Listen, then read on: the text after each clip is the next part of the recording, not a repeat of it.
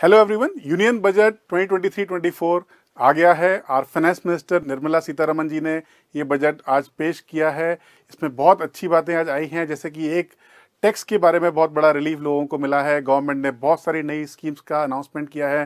Government ने बताया है कि किस तरीके से 25 ईयर्स के अंदर वो इस कंट्री को लेके जाएंगे। इसमें इंफ्रास्ट्रक्चर के बारे में किस तरीके की बातें की गई हैं, इसके बारे में आज हम चर्चा करेंगे। My name is Puneet Singh and I am here to present union budget 2023-24। Union budget of FY24 को अमृत काल का पहला बजट कहा गया है। अमृत काल बेसिकली इंडिया के 75 ईयर्स से 100 ईयर्स की जर्नी को अमृत काल डिक्लेयर किया है हमारे प्राइम मिनिस्टर ने ऑन 15 अगस्त को। एंड उनका एक विजन डॉक्यूमेंट था जिसमें कहा गया था कि इस अमृत काल के अंदर हमें इस देश को कैसे लेके जाना है, उसी को रिफ्लेक्ट करते हुए ये बजट पेश किया गया है। इस बजट में अमृत काल के अंदर जो एक 4 प्रायोरिटीज़ है हमारे प्राइम मिनिस्टर ने डिक्लेयर की थी, उसको बहुत ज़्यादा इंपॉर्टेंस दिया गया है। जिसमें प्राइम मिनिस्टर गति शक्ति का एक योजना है, इसमें इंक्लूसिव डेवलपमेंट का फोकस है। Third priority productivity in sunrise sectors है, और फोर्थ प्रायोरिटी जो energy transition and climate action है उसके बारे में बात की गई है। इसका जो विजन है अमृत काल का वो है कि अपॉर्चुनिटी देना हमारे सारे सिटीजन्स को, स्पेशली यूथ को, to get growth and job creation in the country. And third part जो गवर्नमेंट का अपना विजन है उसमें strong and sustainable macro economic environment लोगों को और कंट्री को देना है। आइए जानते हैं इस बजट में जो अमृतकाल की 4 प्रायोरिटीज़ हैं उनको बेसिकली एक 7 पॉइंटर्स में एक कन्वर्ट किया गया है, जिसको सप्तर्षि 7 प्रायोरिटी योजना कहा गया है। इस 7 प्रायोरिटीज़ के अंदर जो बातें कही गई हैं वो उसमें बहुत सारे पार्ट्स इंक्लूडेड हैं, including the first part called infrastructure and investment basically for prime minister Gati Shakti plan के लिए।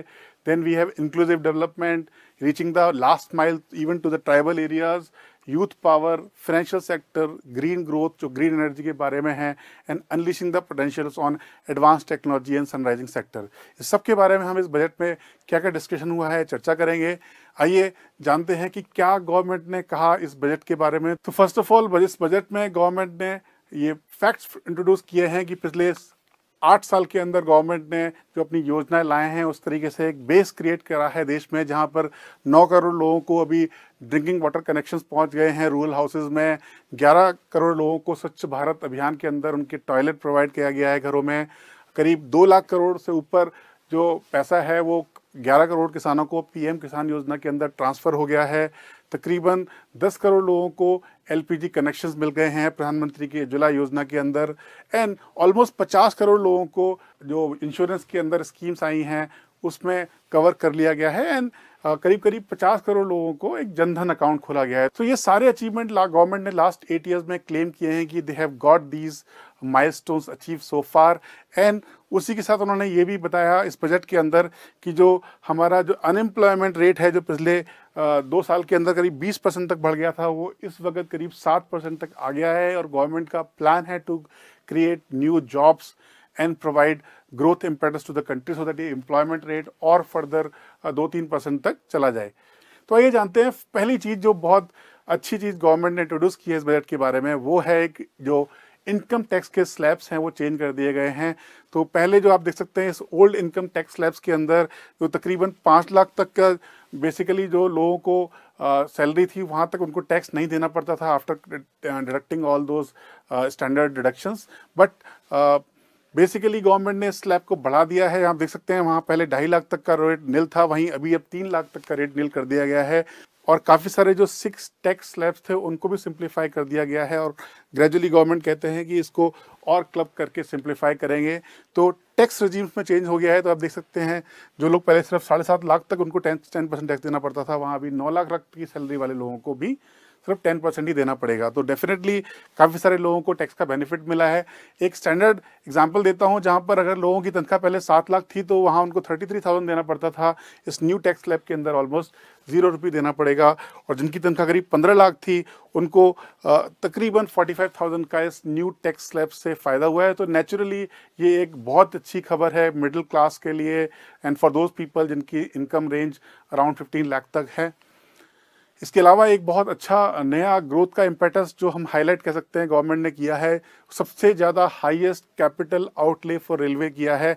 हम देख सकते हैं कि करीब 8 साल पहले जहां रेलवे में जो नई कैपिटल एलोकेशन है to for their expansion and modernisation के लिए सिर्फ 27 से 1000 करोड़ रुपए एलोकेट किया गया था, वहीं करंट गवर्नमेंट ने 2.5 लाख करोड़ रुपए इस साल के लिए एलोकेट किए गए हैं फॉर रेलवेज के लिए, उसके मॉडर्नाइजेशन के लिए, बुलेट ट्रेन योजना एंड बाकी सारा जो स्कीम्स हैं उन सब में एक बहुत ज़्यादा फोकस है गवर्नमेंट का to deploy this fund and improve country's infrastructure. तो ये बहुत बड़ी खबर है। जस्ट एक फैक्ट आपको बताना चाहता हूं कि रेलवे बजट अब सेपरेट इंट्रोड्यूस नहीं होता है, बिकॉज जब अंग्रेजों ने ये स्कीम शुरू किया था उस वक्त रेलवे बजट जो है टोटल बजट का ऑलमोस्ट 70 to 80% फंड होता था, इसीलिए उसकी डिटेल स्कीम चलाई जाती थी। But few years back government has decided कि अब रेलवे बजट जो है टोटल बजट का बहुत स्मॉल पार्ट है और इसको अब सेपरेट इंट्रोड्यूस नहीं करना है। तो रेलवे बजट को अब बजट में ही इंक्लूड कर लिया गया है और उसी के अंदर just like another department like defence और एजुकेशन की तरह ही यहाँ पर अब रेलवे को भी इसी तरीके से फंड एलोकेट होते हैं और वो अपनी स्कीम्स को सारा इम्प्लीमेंट करते हैं। तो रेलवे बजट अब सेपरेट इंट्रोड्यूस नहीं होता है, it's a part of union budget. Because आप देख सकते हैं कि तकरीबन जो रेलवे का बजट था वो almost like 3-3.5 lakh crore budget पेश होता है। एक और हाईलाइट जो हम बात करेंगे गवर्नमेंट ने जो इस बजट में लेके आए हैं वो है इंफ्रास्ट्रक्चर के लिए। गवर्नमेंट ने जो कैपिटल आउटले है on various part, whether it is अपना रोड इंफ्रास्ट्रक्चर है, वेदर इट इज़ ट्रांसपोर्टेशन की और अदर मीन्स हैं, वहाँ पर गवर्नमेंट ने जो इंफ्रास्ट्रक्चर में करीब करीब 33% का इंक्रीज़ किया है in compare to last year in this allocation में। और इस बार करीब 10 लाख करोड़, इस बार करीब 10 लाख करोड़ ऐसा जो है कैपिटल इन्वेस्टमेंट हो रहा है in infrastructure side. And government ने काफ़ी सारा रिवैम्प किया है urban infrastructure and even state governments के लिए भी जो काफ़ी सारे स्ट्रगल कर रहे हैं to pay the money to power sector and other places, उनके लिए भी गवर्नमेंट ने करीब 50 साल का एक इंटरेस्ट फ्री लोन देने का अनाउंसमेंट किया है। And definitely that will help state governments to tackle this power का issue and then provide a good impetus to the growth. इसके अलावा आप देख सकते हैं गवर्नमेंट ने कुछ इंडस्ट्रीज पर बहुत ज़्यादा फोकस किया है, जैसे फार्मा इंडस्ट्री के ऊपर जो एलोकेशन था वो 100 करोड़ से करीब 1200 करोड़ की तरफ कर दिया है। जल जीवन मिशन में गवर्नमेंट का फोकस है हर घर हर नल, और इस तरीके से वहाँ पर 60,000 करोड़ से कैपिटल जो इन्वेस्टमेंट है वो 70,000 करोड़ की कर दी है। गवर्नमेंट ने काफ़ी सारा फोकस जो है एकलव्य मॉडल स्कूल के ऊपर, आवास योजना के ऊपर and even for the fame जो आपका इलेक्ट्रिक व्हीकल सेगमेंट है वहाँ के लिए, साथ साथ नॉर्थ ईस्ट के लिए भी जो एलोकेशंस हैं उस पर ऑलमोस्ट 50-60% का इंक्रीज किया है। तो ये बहुत ही अच्छी खबर है देश के लिए कि हमारा फोकस अब ग्रोथ की तरफ है और हम इंफ्रास्ट्रक्चर को इम्प्रूव करना चाहते हैं। साथ में गवर्नमेंट ने एग्रीकल्चर के लिए भी काफ़ी फोकस किया है। गवर्नमेंट ने अनाउंस किया है agriculture accelerated funds, government announce किया है एक clean plant programme for horticulture के लिए। तकरीबन 20 लाख करोड़ रुपए जो हैं वो एनिमल हस्बेंड्री और डेयरी इंडस्ट्री के लिए दिए जा रहे हैं और करीब करीब 180 लाख करोड़ रुपए पूरे एग्रीकल्चर के लिए ये एलोकेट किया है उनको लोन देने के लिए और इस इंडस्ट्री के अंदर और रिवैम्प करने के लिए। साथ में गवर्नमेंट ने एक श्री अन्ना योजना स्टार्ट की है, बेसिकली जो इंडिया को ग्लोबल हब फॉर मिलेट बनाने के लिए। तो एक बहुत ही अच्छी योजना इस बजट में एग्रीकल्चर सेक्टर के लिए भी आई है। साथ में आप देख सकते हैं गवर्नमेंट का फोकस ग्रीन एनर्जी की तरफ है, तो गवर्नमेंट ने काफ़ी सारे क्रेडिट प्रोग्राम्स नए अनाउंस किए हैं। साथ में पीएम प्रणाम, एक गोवर्धन स्कीम एंड मिस्टी योजना जो मैंग्रोव प्लांटेशन कर सकते हैं साथ में कोस्टल एरियाज में, उसके लिए अनाउंस किया है और एक अमृत धरोहर की योजना को भी अनाउंस करा है। तो काफ़ी सारा फोकस गवर्नमेंट ने ग्रीन एनर्जी सेक्टर में भी लेके आए हैं। सो आइए जानते हैं बजट का टोटल जो आउटले है 45 लाख करोड़ वो किस तरीके से डिस्ट्रीब्यूट हुआ, कैसे इनकम आई और किधर लगाया गया, इसके बारे में 2-3 अप्रोचेस से उसको इवेल्युएट करते हैं। तो इस ईयर का जो टोटल बजट था वो बेसिकली 45 लाख करोड़ का है। आइए जानते हैं इस 45 लाख करोड़ की जो हमारा आउटले है उसमें इनकम के सोर्सेज कहाँ कहाँ पर है। तो आप देख सकते हैं तकरीबन 9 लाख करोड़ का जो गवर्नमेंट टारगेट कर रहा है इस साल इनकम टैक्स से कलेक्ट करने को। कॉर्पोरेट टैक्स, जितने भी इंडस्ट्रीज हैं वो अपना प्रॉफिट का टैक्स देती हैं, उसको कॉर्पोरेट टैक्स बोलते हैं। एक करीब 9 लाख करोड़ रुपए गवर्नमेंट कलेक्ट करने का प्लान कर रहा है।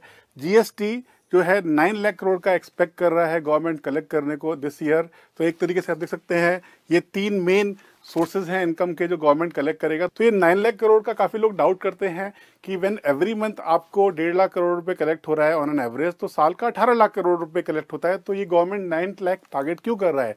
तो यहाँ पर आपको जानना चाहिए कि उस 18 लाख करोड़ में से जो लोग अपना वापस जीएसटी क्लेम करते हैं अपने इनपुट पर, तो उसको पैसे को चलाने के बाद जो नेट जीएसटी गवर्नमेंट जो कलेक्ट करने का प्लान कर रहा है और एम कर रहा है is basically 9 lakh crore. And then rest of the incomes are like excise duty, customs, taxes, and then आप देख सकते हो एक तरीके से 33 लाख करोड़ रुपए गवर्नमेंट कलेक्ट करता है, बट उसमें से 10 लाख करोड़ रुपए स्टेट्स को चले जाते हैं। तो नेट नेट 23 लाख करोड़ रुपए का जो मैं आपको टैक्स इनकम की बात कर रहा था, प्लस 3 लाख जो एक्स्ट्रा था आपका नॉन टैक्स रेवेन्यू, तो 26 लाख करोड़ रुपए आपको यहाँ से कलेक्ट होंगे। और external borrowings from the likes of world bank और एशियन डेवलपमेंट बैंक और ब्रिक्स बैंक, इस तरीके के प्लेसेस से भी हम पैसा बोरो करके अपना एक पूरा रेवेन्यू का स्ट्रीम जनरेट करते हैं। यही पैसा जब 45 लाख करोड़ रुपए है, ये कहाँ पर हम लगाते हैं? तो आप देखेंगे गवर्नमेंट की जितनी भी टोटल सेंट्रल स्कीम्स हैं उस पर गवर्नमेंट अपने 45 लाख करोड़ में से 19 लाख करोड़ रुपए लगाता है, जहां पर 19 लाख करोड़ में से करीब 4 लाख करोड़ का सब्सिडी है, 10 लाख करोड़ के सेंट्रल स्टेट की स्कीम्स हैं और कुछ स्पॉन्सर्ड स्कीम है जो पर तकरीबन 5 लाख करोड़ रुपए वहाँ लगाया जाता है। जबकि गवर्नमेंट का एक बहुत बड़ा जो मेजर हेडेक है कि इस 45 लाख करोड़ में से अराउंड 10.8 रफली 11 लाख करोड़ का सिर्फ इंटरेस्ट पे हो जाता है।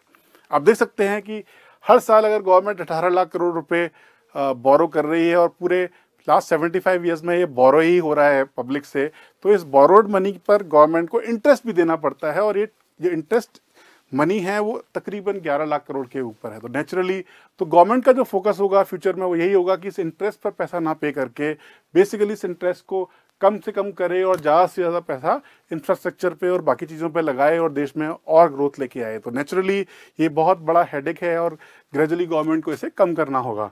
एंड रिमेनिंग थिंग्स आप देख सकते हैं, रफली 2 लाख करोड़ रुपए सैलरीज में, रफली 5 लाख करोड़ रुपए जो है स्टेट्स को, 2 लाख करोड़ रुपए पेंशन्स में और रफली 5 लाख करोड़ रुपए अदर जगह पर खर्चा होगा। तो इस साल तो इस बजट को मैं सिंप्लीफाई कर रहा हूँ कि 45 लाख करोड़ रुपए कहाँ से आया और किस तरीके से वो एलोकेट होगा। तो आइए एक और टर्म जानते हैं कि अगर गवर्नमेंट ने 45 लाख करोड़ का अपना इनकम किया है, इसमें से रफली 26 लाख करोड़ का ही बेसिकली टैक्स कलेक्शन है, जबकि यहाँ पर आपका 45 लाख करोड़ रुपए का एक्सपेंडिचर है, राइट। तो इसका जो डिफरेंस है वो रफली 18 लाख करोड़ है और 18 लाख करोड़ जो है वो बेसिकली हमारे 5.9% ऑफ जीडीपी के बराबर है। इस डिफरेंस को, जो इनकम कम है और खर्चा ज़्यादा है, इस डिफरेंस को ब्रॉडली अगर हम बात करें तो इस साल में जो डेफिसिट आया इसको बोला जाता है फिस्कल डेफिसिट एक सिंपल टर्म्स के अंदर। और इस फिस्कल डेफिसिट को अगर हम मेजर करते हैं जीडीपी का कितना परसेंट है, तो इस साल गवर्नमेंट प्लान कर रहा है कि इट शैल बी अराउंड रफली 5.9% के बराबर। एंड ग्रेजुअली गवर्नमेंट का प्लान है अपने फिस्कल कंसोलिडेशन के अंदर over the period in few years to take it to level of zero. But level of zero लाने में टाइम लगेगा।